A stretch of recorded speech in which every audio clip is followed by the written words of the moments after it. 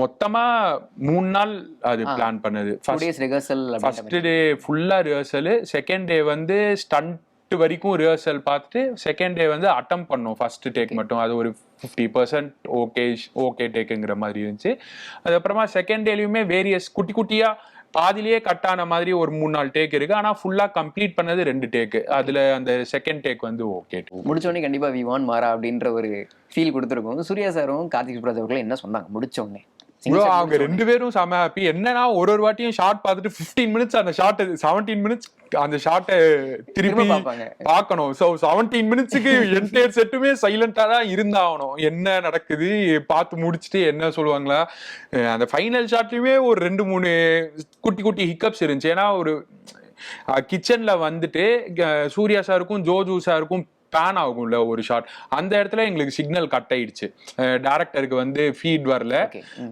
So ஆனா mimic operate பண்ற இடத்துல ஃபீட் வந்துட்டு தான் இருந்துச்சு. ஸோ அந்த இடத்துல இன்ஸ்ட்ரக்ஷன்ஸ் கிளியரா பேன் எந்த இடத்துல பண்ணணும் ஏது பண்ணணும் இதெல்லாம் நவீனுக்கு அந்த இது போகவே இல்லை.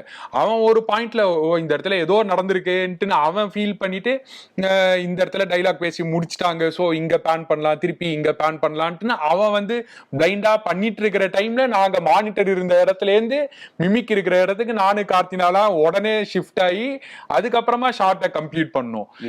இந்த மாதிரி இது பிளான் இல்ல, இது ஆக்சிடென்டா இது நடந்துருச்சு, அதை ஓவர் கம் பண்றதுக்கு இதுதான் பண்ணி ஆகணும் அப்படிங்கிற மாதிரி இருந்துச்சு. அவங்க பார்த்துட்டோன்னே செம ஹாப்பி. எனக்கு அந்த மாதிரி இந்த பிளானிங்ல மட்டும் எனக்கு கொஞ்சம் இதை கரெக்ட் பண்ணிருக்கணுமோ அப்படின்றது அவங்களுக்குமே உள்ள இருந்துச்சு, எனக்குமே உள்ள ஹிட் ஆயிடுச்சு.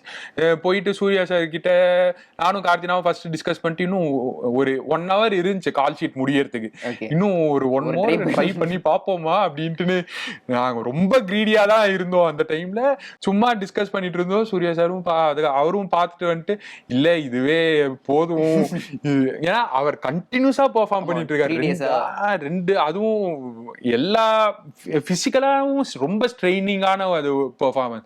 இல்ல இது போதும் அப்படின்ட்டு இது பண்ணுது. அதுக்கப்புறமா அந்த ஷார்ட்டை வந்து ஃபர்தரா இது பண்ணும்போது டப்பிங்ல அது ஒரு மாதிரி செம இன்ட்ரெஸ்டிங்கா மாறிடுச்சு. அது மிஸ்டேக்காவோ எதுவுமே ஃபீலே ஆகாத லெவலுக்கு அதை மாத்தியாச்சு.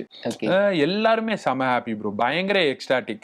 அந்த சீக்வன்ஸ் முடிச்சிட்டோன்னே அந்த பாட்டை போட்டு என்டையர் க்ரூவும் அந்த கல்யாண மண்டபத்துல ஆடிட்டு அந்த மாதிரி ஒரு செம எனர்ஜி பிளாஸ்ட் ஆயிட்டு அதுக்கப்புறமா குட்டி குட்டியா இன்சர்ட்ஸ்லாம் மட்டும் ஷூட் பண்ணிட்டு இருந்தோம்.